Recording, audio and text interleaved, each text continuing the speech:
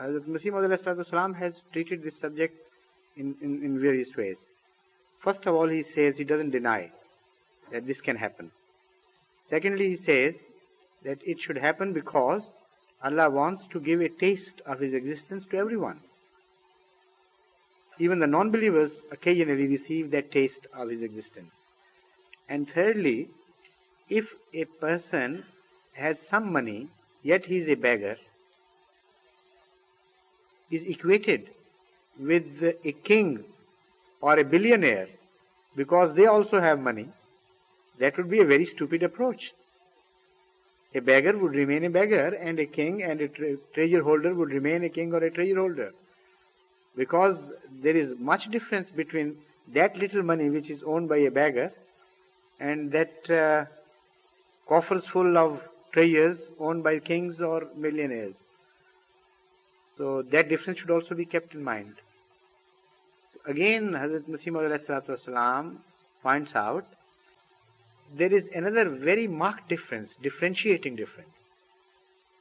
Those who are shown specimen revelations or see visions and dreams, if they are not truly pious and godly people, they are not shown any sign of Allah's assistance or God being on their side.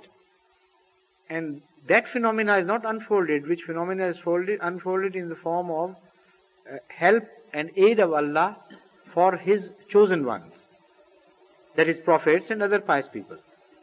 When they are also shown some dreams and visions and revelations, but apart from the fact that there is much numerous experience with them and much clearer experience with them, also there is a sort of closeness and nearness of Allah which is manifested in the form of aid to them at time of crisis.